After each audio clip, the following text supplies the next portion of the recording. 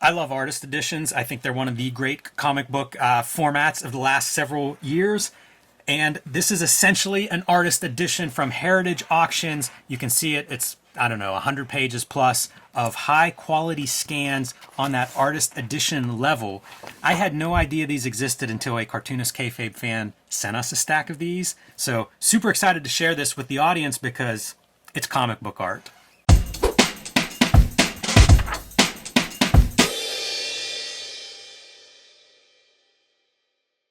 Hello and welcome to YouTube's favorite comic book channel, Cartoonist Kayfabe. My name is Jim Rugg. I'm Ed Piskor.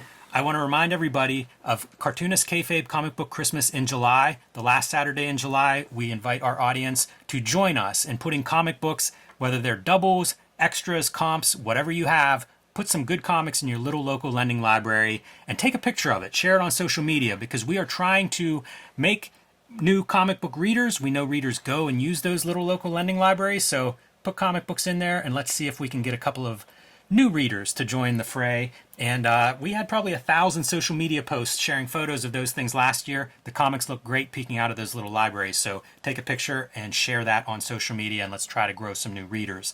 I also want to remind everybody of the Cartoonist Kayfabe Patreon.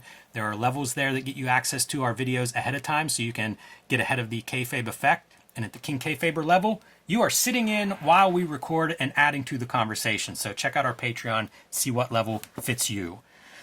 All right, Ed, as I said at the top, this is Heritage Auctions catalogs, big square-bound editions, $50 cover price on these things. I don't know how frequently they are published, but I feel like the Kayfaber that sent these to us, it was a couple of years worth, and they must have been this many? Right, yeah, there was probably at least 30. So I wonder, like, this is an auction for September 8th through the 12th, according to the spine here. I don't know if they're releasing these things weekly or how frequently they come out, but they're amazing. The production values are as good as any book that I'm looking at for comic art reproduction. I was blown away when I started looking through these.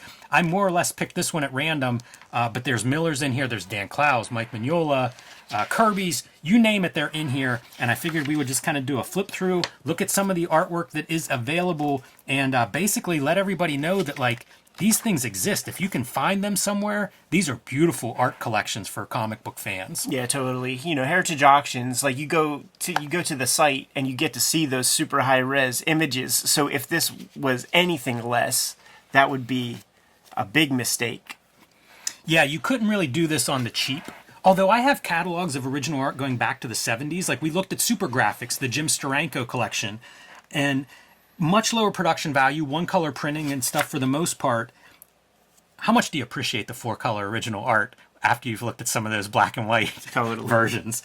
So crisp and very sharp, and it reminds me a little bit of, we looked at like those European Steve Ditko books from an art show. Yeah. And it almost looked like they were scanning or printing or something at a higher quality. I feel like that's what we're getting here because when you see the small reproductions, their lines are just crisp and as sharp as you could. I can't imagine better. No, this is like absolutely. high definition printing or something. Totally. You know, I'm doing a Sotheby's auction right now and participating in that, and they scan the back of the art too. That's like the B image that you get to see is just like, what the heck does that back look like? How about Pittsburgh's Matt Baker being represented? A lot of this art is 60s and newer. Every now and then you will get a piece like 1946 and they'll have a little write-up about it, probably about how rare this stuff is because like you get into the 40s and so little of that art actually exists today, let alone somewhere that you could buy it. Yeah, and it's got the whole bondage fantasy, which is very important, especially when you're talking Matt Baker. Yes, definitely. So one note, they trim these things very tightly for the catalogs, and they make a note about that. If you want to see like the full-on piece of paper, you can see it online, enlargeable images, and also where you would bid online. So pretty smart to make sure you don't bury that lead. But it bums me out whenever you see the pages reproduced small like this. Like, I want the big reproductions. Oh, I know, man. I mean, you got a Brian Bolland right there. Clearly this is give away the razor, sell the blades. Even though this thing costs $50, they want you to go to that website and really see these things up close. Yeah, and I would also say, as you're watching at home, keep track of the high-end quality of what these pieces are because the volume, dude, is staggering. Yeah. When I think of how many of these things we were looking through the other week, right? how much of this art, like how many people are bidding on this stuff to get these into the thousands of dollars and the tens of thousands and sometimes hundreds of thousands. But like Simon Bisley, Death Dealer painting, as you mentioned, Brian Bolland, Animal Man cover, and it's just stunning, the line work and everything. And these catalogs are full of it. Like, how many people are participating in buying original comic book art today? Yeah. It's a much larger number than I gave it credit for. Yeah, those dudes like Mandel and them, like he was talking about, like you could go to San Diego Comic Con, just like pick up a Watchmen page and like it's no thing.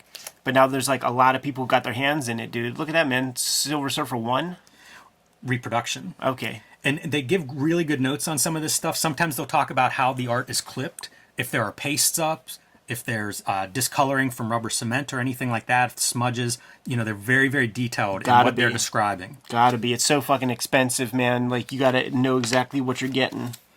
And I find it really interesting, like, you know, production trimmed top right corner, white out corrections, light residue staining and handling wear. It's very interesting just how you're viewing this if it's something that you're selling. A lot of terms that we don't really cover when we're looking at artist editions or something, we're often just focused on kind of the craft of the art as opposed to the state of the original art. Primo era Byrne Austin X-Men pages. First Sabretooth appearance, original art. Okay, dude, so like we look at Comics Journal and man, do you know what page that is? 14, page 7. so like you could have bought this for $30 out of Comics Journal number 37. Yeah, and I mean you could look it up right now and see what it goes for the to the Kayfabers out there. It's staggering to me the amount of money that is in comic art right now. Sure.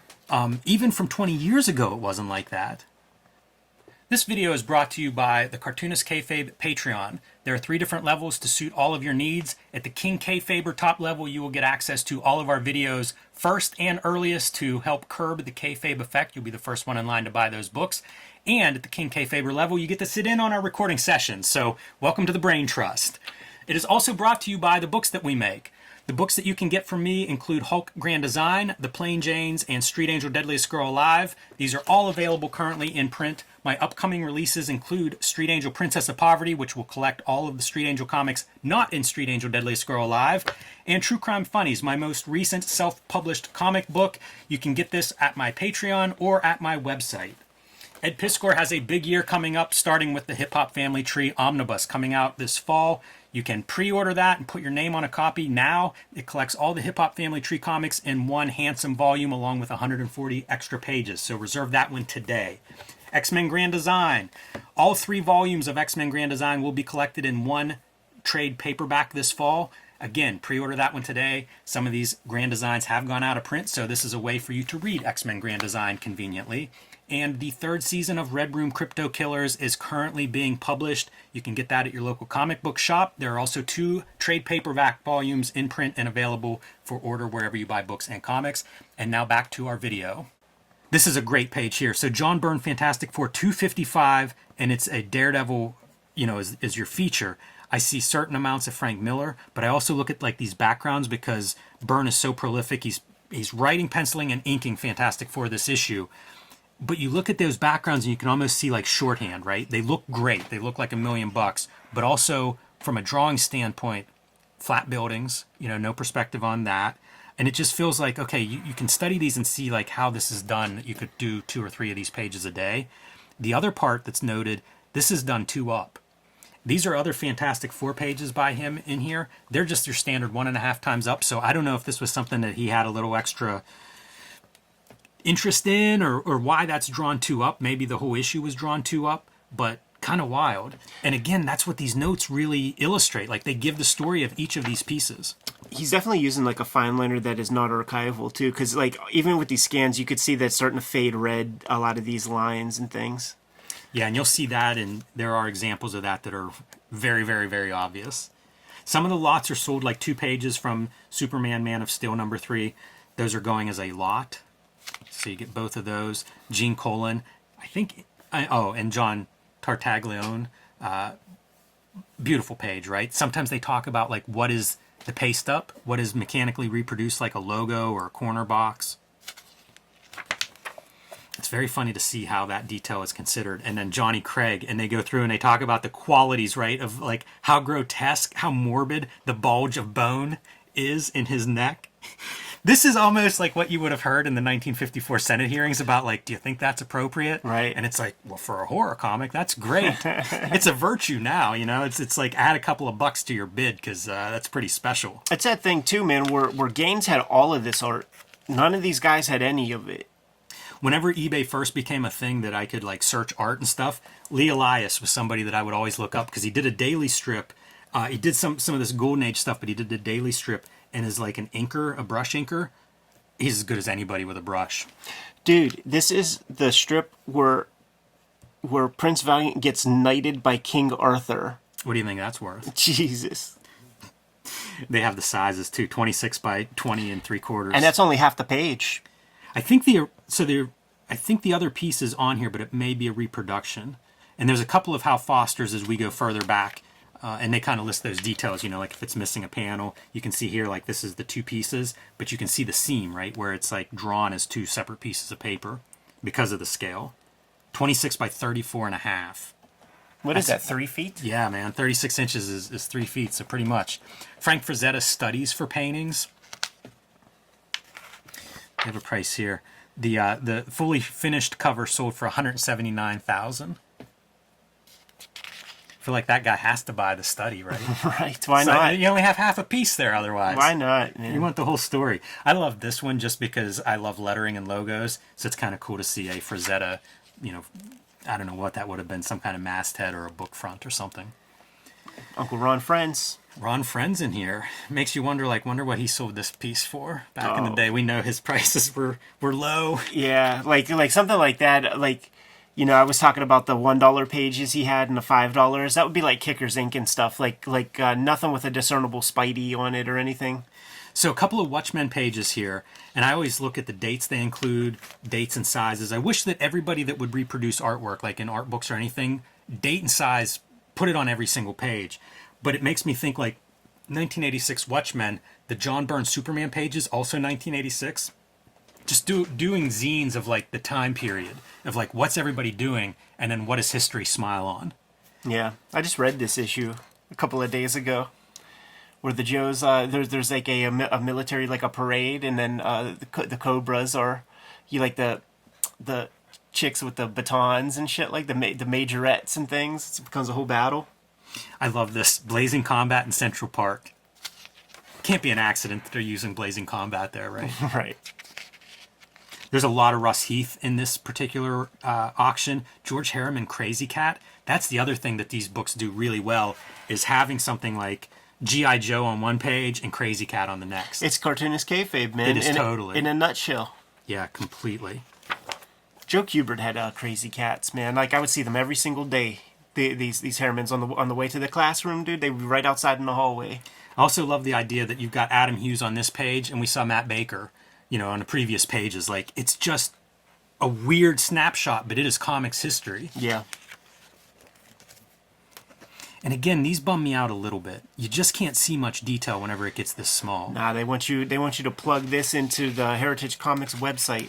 Yeah. And isn't the website like ha.com or something? Like, it's like that simple of a website? Yeah, I mean, it's between that and, like, you know, comic art fans. Like, I spend so much... Anytime I Google some artist, almost always the returns come back from both of those sites. Sure. You know, painted art next to the black and white line art. And there are a few of these scattered throughout this auction, and I imagine most of them, but like stories, you know, multi-page lots that might be complete stories. This is a really great write-up. So Walt Kelly doing this for a paperback collection, and then talking about how Pogo starts his comic book. This is all just in a little write-up. Starts his comic book, he turns it into newspaper syndication, and then he's doing these book collections, which is almost, as they say, anticipating the graphic novel idiom. Yeah, I never thought about it, but... that sounds like Hignite speak. It does, but it's also, I can't argue with it, it's a trade paperback Simon & Schuster's putting out. Oh, yeah, absolutely. And no idea that all this was done on the page, you know, because this would probably be a separate color and stuff. Like, no idea that that's all, like, hand-done stuff. And he's so known for that great lettering, like really showing it off in this You piece. see it everywhere you look. You know, former Disney illustrator, so he has all of that locked in. But yeah, this guy, they were not using his full superpowers. Right. Some Gil Kane. It is a wealth of material. Sam Keith from Marvel Comics Presents. We looked at that story. It's one of my favorite. I mean, it made me Sam Keith, you know, for life. And then next to Jack Kirby's. Ed, what are we living in? Like, I mean, seriously, if you'd have handed me this in 1995, $50 would have been a bargain. Yeah. You know, I would have never. It took me decades to see this kind of artwork. Yeah, absolutely, man. I never thought I would get to see like a Watchmen original or anything. Did you have any idea that like these existed? You know, print catalogs with this quality of reproduction. There's your Joe Kubert. Yeah, I was curious to see some Joe Kubert in here, man. Like comic art that's such a high class kind of like I don't even think about it. You know what I'm saying? Gary Larson. What's the size on Gary Larson stuff? Because I've always been curious. The image size is 6 1/4 by 9 1/4. Nice. So, I tell you, 9 1/4 is weird because it's almost a square. I feel like the 6 is almost represented, but I don't know about 9. 9 would be about here, so a little bit below actual size, but Sure. pretty close. Sure. Like, who knew that like all this like filigree is done by in-house? You know, that seems like a lot of extra work. 2 J. Lee Hellshocks in their entirety, and there are a couple of these pages that are laid out this way where you get to see all of the pages on one. And Kirkman bought those, right? call him up, see if we can see these in person. But you know what? I kind of like seeing like an entire page laid out like this. Yeah. And it makes me think like if I do layouts and then have all of my finished art, like that's a cool way to show it online. Yeah. Like layouts next to that. It reminds me of whenever we looked at the Steve Rude layouts and they're about that size. Really neat to see them translated. Jim Lee and Scott Williams. So you see like a pretty good selection of Jim Lee art scattered across these couple of pages. Ghost Rider Jim Lee. This is another one though. I'd love to see a full page of one of these. Sure. You know, name your poison. I don't care which one, but this is about as small as I want to see any of this art reproduced, and they go smaller sometimes. So that's my big criticism. You're talking about archival materials. Wow. Rob Liefeld, New Mutants 98. Look at what he was coloring that stuff in with. It's almost faded away. It really is. And like, you know, there are these little Kirby dots and things. Same deal. Like it's just barely there. That's crazy. Yeah, like that was hung up facing the sun in somebody's house, man. Yeah, it really was. And that's your lesson for everybody at home is like, you got to protect this stuff. Even if it's under the UV protected glass, it will still do this. Yeah. That stuff is not 100%. Todd McFarlane, look at this page. For Todd McFarlane, we know has sold work for almost $600,000. A McFarlane-looking Superman as a splash. Not too many of those out there. It's true. I'd be curious what this goes for. And look at the names that are part of it. Keith Giffen and P. Craig Russell also involved in this original art. Yeah. It looks McFarlane-esque. No, it's Invasion. Yeah, like Keith Giffen wrote it, so he provided the thumbnails. Yeah, I was going and to say stuff, layouts. And McFarlane just did his thing over top. It's fun to think of P. Craig Russell as being like the finisher on this, and then the finisher on like the ROM Steve Ditko issues. Yeah, he's the cleanup hitter, man. Really bringing his guy. So we've got a couple of, this is funny. Todd McFarlane and Danny Mickey Spawn 50 story. So I always think of McFarlane, if you're going to get his hand, it's in the inks. But in this case, he's actually working with Danny Mickey as an inker, I guess trying to emulate it, because, you know, it looks very McFarlane-esque, the ink marks. So I think he's probably doing his best McFarlane impression there. This is one of the pieces we had talked about playing a game of what pages you'd take out of there. I'm kind of embarrassed to admit it, but this is one because I love this cover, and I always wanted to do a piece like if I were doing, you know, museum stuff, where you would put the cover on the wall, like the comic book, and then draw, you know, like mural of that giant statue-esque thing that he's fighting there. Nice Frank Miller Daredevil page at a nice size, too.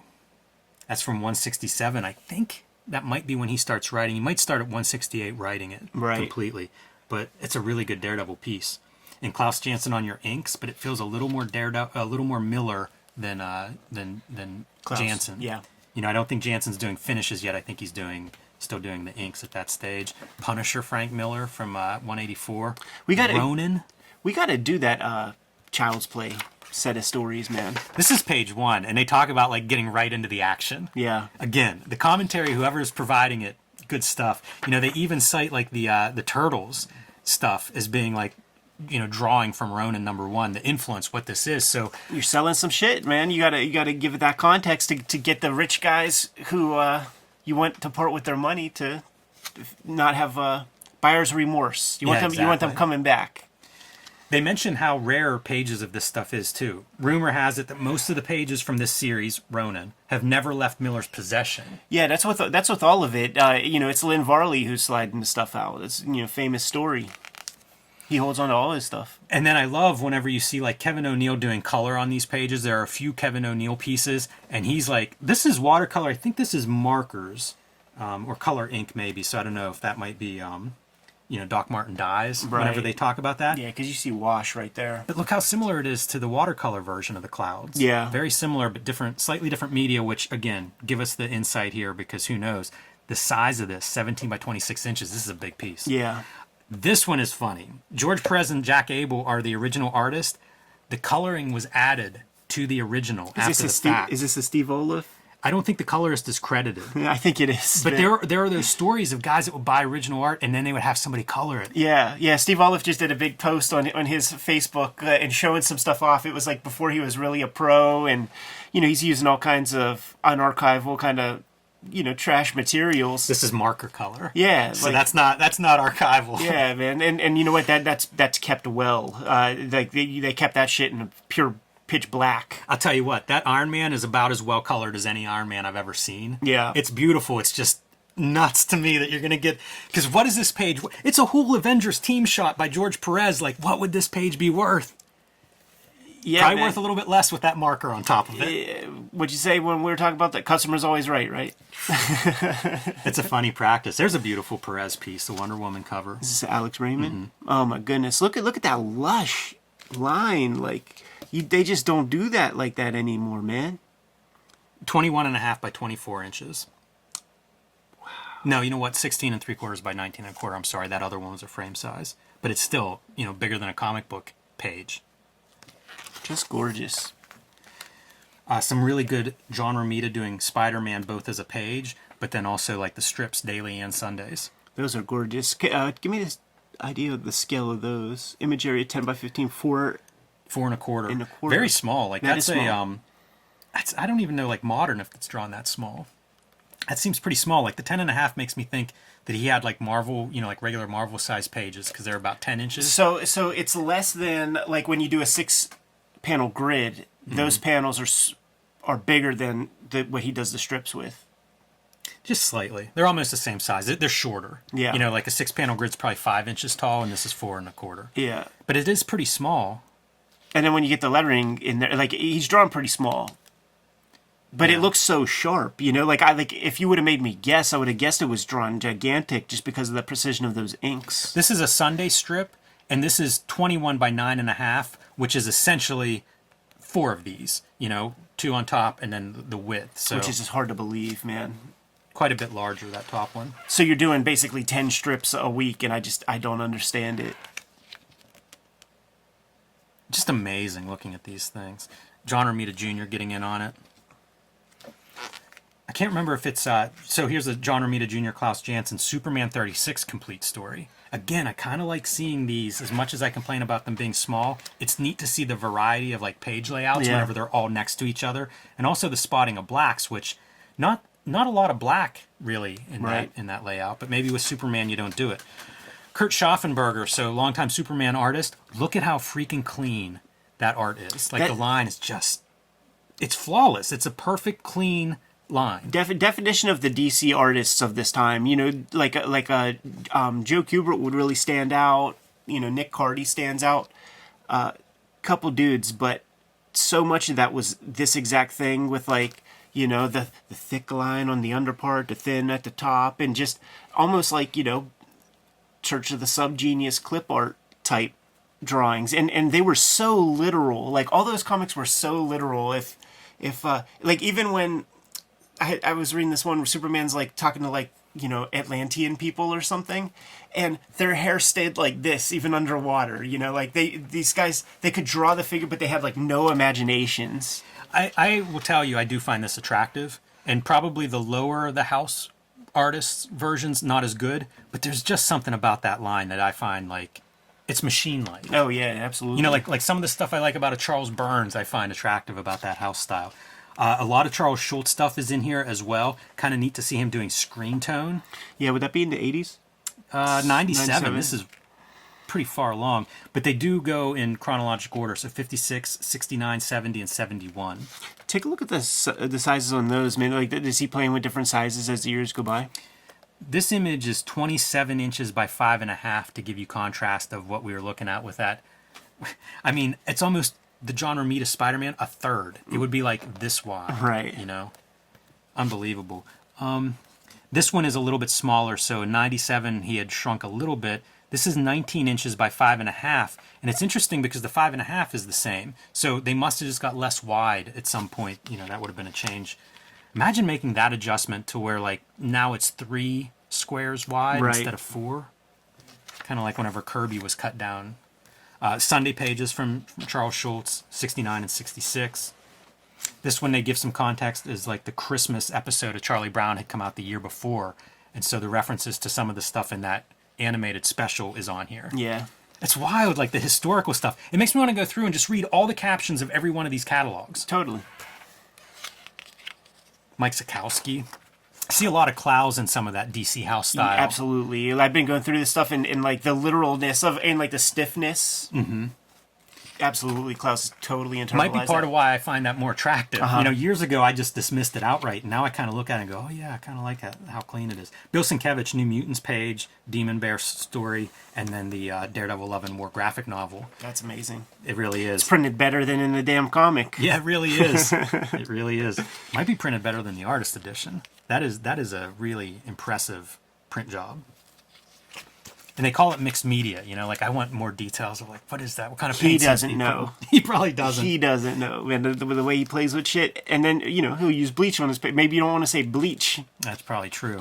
Barry Smith, including an actual Conan comic page. Imagine those are pretty rare. Steranko on the same page as Michael Turner, J.H. Williams, and Al Williamson and Dan Green. Blade Runner. Yeah, man. Got a video on that on the channel. This is neat. This is one that I was thinking, like, again, going back to the idea of like, let's pick the pages that we would take if you could have 3. I kind of like this in progress Bernie Wrightson, and I can't make it out very well, but I'm curious about the details that aren't inked. There's not a lot of them there, but you can see like wood grain, and then you can see whatever the slip and stuff, like the lace underneath the dress. I feel like that would be a really cool thing to study up close. It's so funny that in 2021, like, underground and alternative. Very bizarre words. Yeah. You know, like these are Robert Crumb and Dan Clowes, both sold bookstores, found in libraries. Represented by the biggest galleries in the world. Yes. Yeah, how underground are they? How alternative are they? Silly. But I would go for this one, too, just as a Dan Clowes mark, like a back cover for David Boring hardcover. Yeah. Emile Ferris, my favorite thing is Monsters. I really enjoy her work. Being somebody that draws in ballpoint pen, I find it really interesting, her approach. Much more cross-hatching. Like, I tend to do, like, a value thing. Right. The cross-hatching, I think, is really attractive. Yeah, Basil Wolverton, Milo Manara. Just amazing what they have. So, that's a whole bunch of stuff, right? Now we get into the back half, which is all like 6 pages per page at least. These are all Art Adams. You can't show me Art Adams the size of a postage stamp. Come on, Todd, you're killing me here. But I was going through this, and I don't know that we'll go through all of this on here because I don't know how much you guys can see at home with these little tiny images. I can't see much whenever I'm right here. I mentioned Neil Adams. His name is Savage #2, that I had come across one of these pages, and I couldn't remember where. Here it is. I wish this was in print because I liked the first Savage, and I feel like it'd be cool to see Neil Adams play in that format. What is that Mike Allred Peanuts gimmick, dude? I saw this somewhere, and I can't remember where I saw it. It may have been reprinted in a Madman, but this was for like a commemorative kind of Charles Schultz thing where a bunch of different artists contributed pages or it says comics. Boom Studio. I think they did a Peanuts comic book that is not Charles Schultz. Right. Yeah, they definitely did. So it makes me a little bit annoyed at just the size of these, but as I was flipping through here, I start to think, like, I don't know how frequent these catalogs are published. We got I don't know, maybe 40 of them, and it covers a couple of years' time. It's not a very big window. So, again, I ask, how many people are buying this stuff? Yeah. Because hundreds of pages, hundreds of high-end pages are being auctioned off based on this catalog, and that's happening again and again and again. Like I could have picked one of 20 books like this, and we could go through it.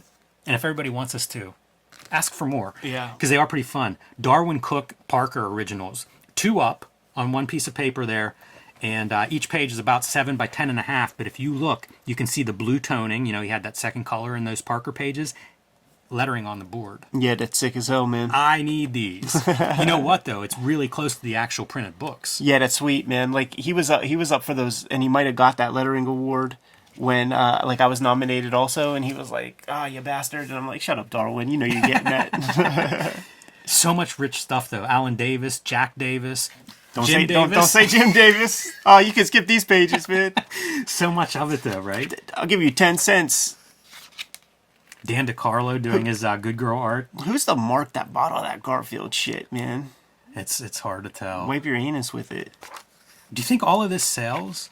Do you think any of this stuff like, you know, has limits and they're not hit? Al Feldstein, so you get like this EC art that's floating through. You know, like just Steve Ditko's. Just in my experience with these auction houses, like when they recommend something, it's probably good to like stick with them, and you'll hit it.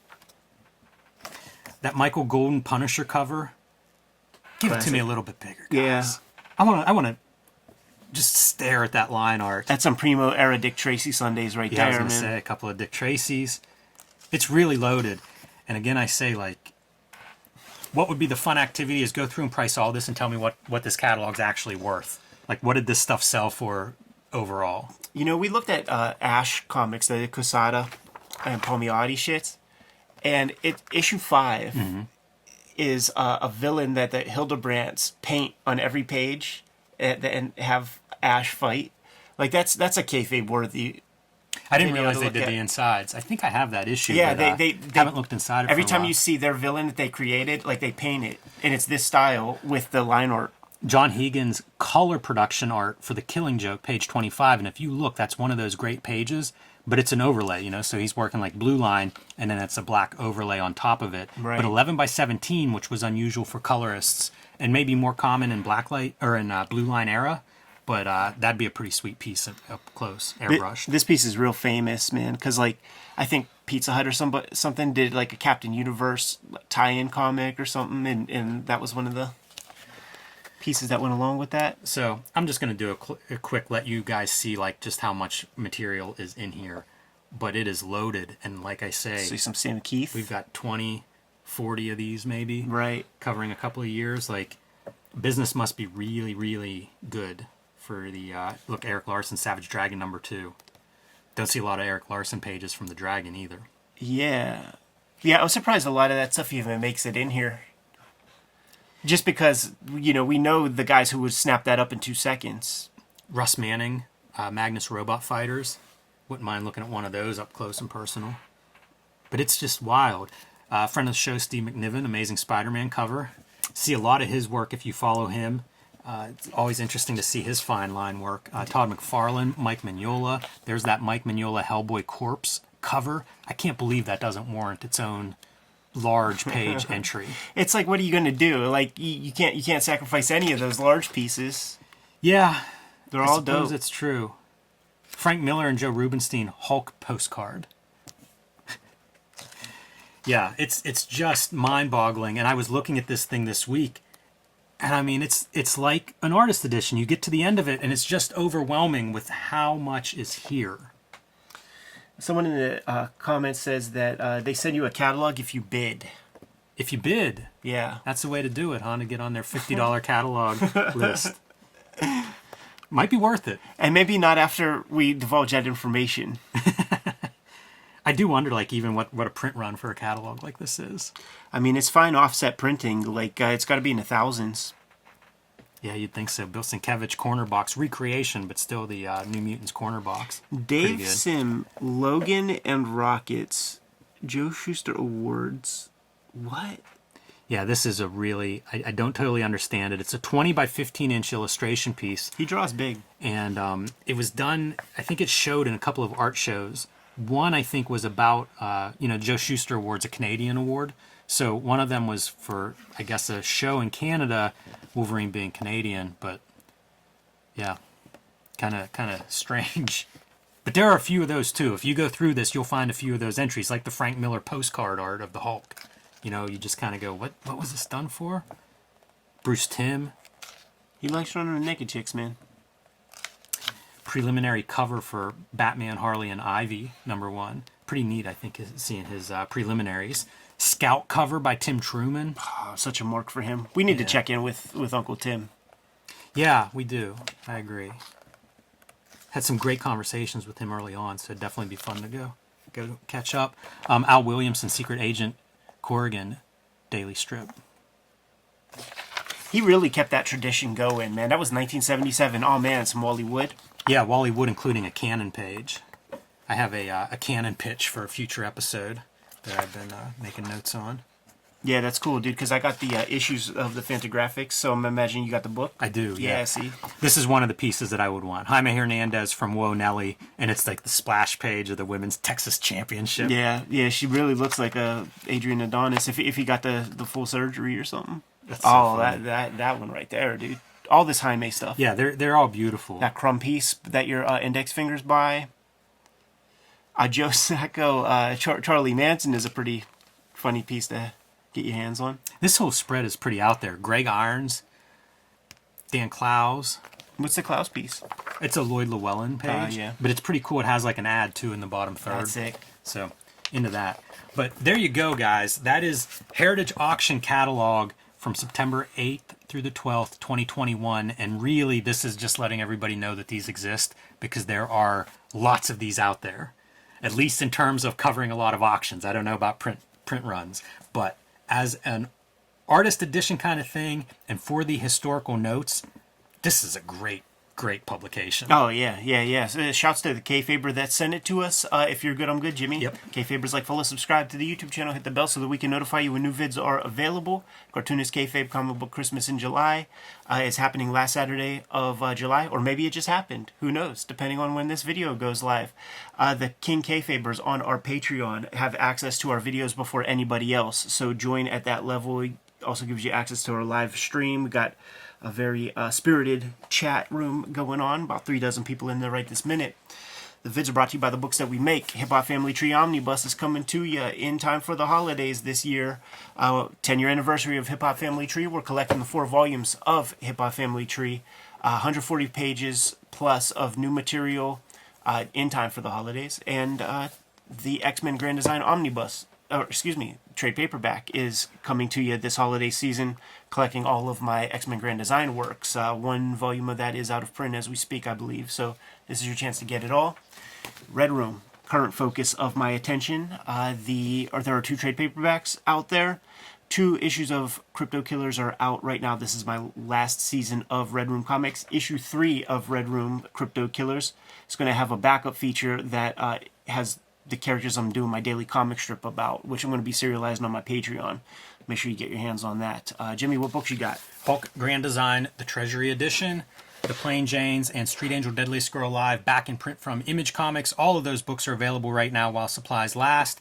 My next release is going to be Street Angel Princess of Poverty later this year. You can pre-order that one now, and that features all of the Street Angel comics that are not in Deadliest Squirrel Alive, so pick that one up wherever you buy books. And True Crime Funnies. This is my latest self-published comic featuring 3 nonfiction stories and currently out of print as a print edition. However, you can read them all on patreon.com/JimRugg, along with all of my new comics as I create them. You can also find a download of it on my website. So if you missed the print edition and you can't wait for a reprint, you can pick it up in those 2 ways. All good ways to support the channel. Jimmy, give them a few other ways to do it. Subscribe to the Cartoonist Kayfabe newsletter at the links below this video. You can also find Cartoonist Kayfabe t-shirts, merchandise, hats, mugs, fanny packs, stickers, and lots more at our spread shop. That link is also under this video. There you have it. Give them those marching orders. We'll be on our way. Read more comics.